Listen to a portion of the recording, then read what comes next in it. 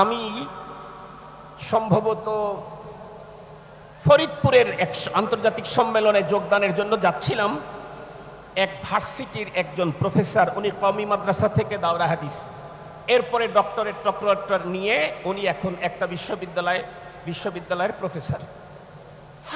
উনি আমার গাড়িতে উঠে বলতেছিলেন, হুজুর আপনাকে আমি পছন্দ করি, ভালোবাসি। তো আমি বললাম, আল্লাহ আপনাকে ভালোবাসুক। উনি বললেন, হুজুর আপনার সাথে কথা বলার জন্য 4-5 বছর হয় চেষ্টা করি, কিন্তু হয় না। আজকে একই গাড়িতে বসেছি, একটা কথা বলতে পারি কি? আমি বললাম, বলেন। উনি তখন বললেন আফসোস করে যে, হুজুর আমি কওমি মাদ্রাসার, যদি ইউনিভার্সিটিতে পড়াই, আমরা কওমি মাদ্রাসার উলামায়ে কেরাম আজকের পৃথিবীতে নবীজির আদর্শের উপরে চলনেওয়ালা যত মানুষ আছে তার মধ্যে 1% হলেও আমরা আগানো।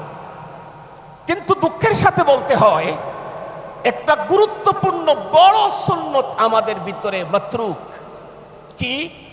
সেটা হলো শুদ্ধ ভাষায় কথা বলা, শালীন ভাষায় কথা বলা। উনি বললেন এ কথা বাংলাদেশের কোনো এক অঞ্চলের দিকে ইশারা করে বললেন, সেই অঞ্চলে বাংলাদেশে সবচাইতে বিদগ্ধ, বিচক্ষণ, প্রজ্ঞাময়, বিজ্ঞ উলামায়ে কেরাম তৈরি হয়েছে। তাদের দ্বারায় অনেক খেদমত হয়েছে।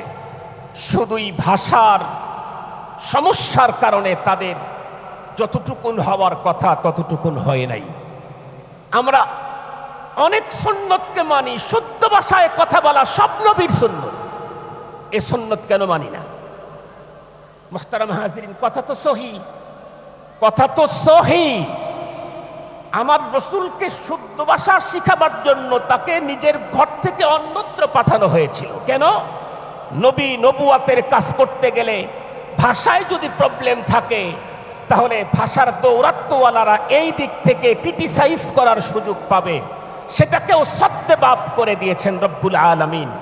আমি দাওয়াতের কাজ করতে গেলে যেমন আমার চেহারা সুরত, এটাকে সাজগোজ যেমন করা লাগে, পোশাকটা যেমন সুন্দর করা লাগে, পাচন ভঙ্গি তেমন সুন্দর করা লাগে, তেমনি আমার ভাষাটা, শব্দগুলাও তেমনই সুন্দর করা দরকার, যাতে ভাষার কোনো দিক থেকে রসুল বিদ্বেষী কেউ কখনো ইসলাম মুসলিমদের উপরে আক্রমণ করার সুযোগ না পায়।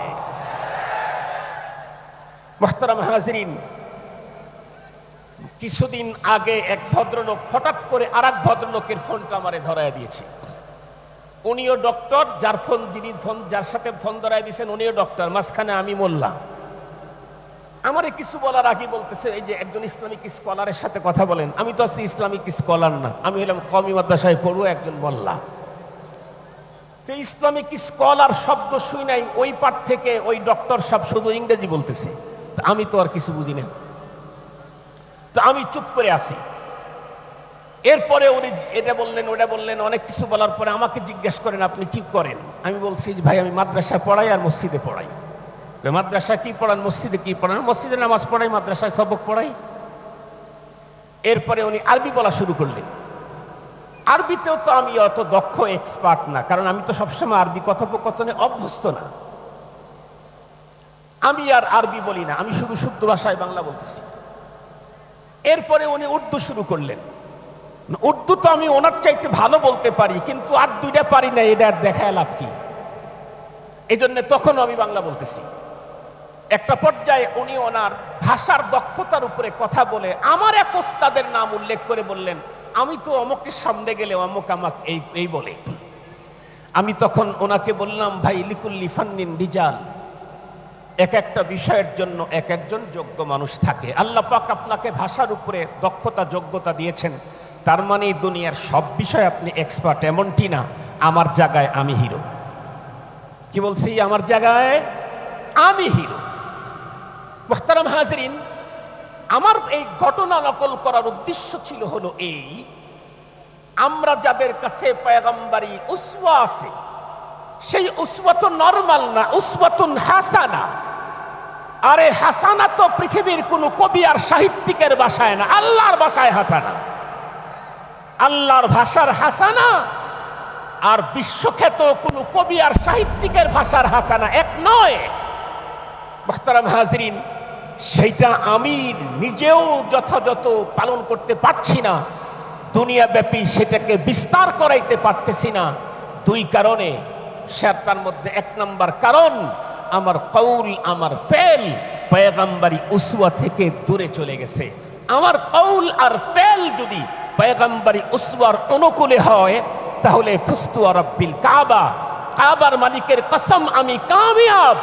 আমার আমল দিয়ে যেমন মানুষ আমার কাছ থেকে আদর্শ নিতে থাকবে, আমার কথার দ্বারায় লক্ষ কোটি নাস্তিকের মাথা খুলে ইসলামের সুশীতল ছায়া তলে মুহাব্বত ও আকীদাতের সাথে আসতে থাকবে।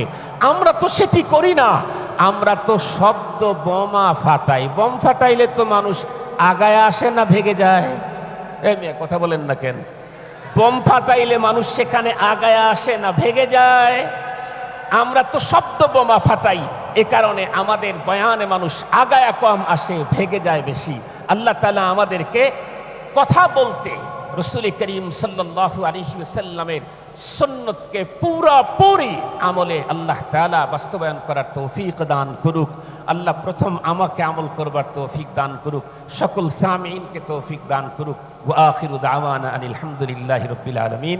আসসালামু আলাইকুম ওয়া রাহমাতুল্লাহি ওয়া বারাকাতুহু।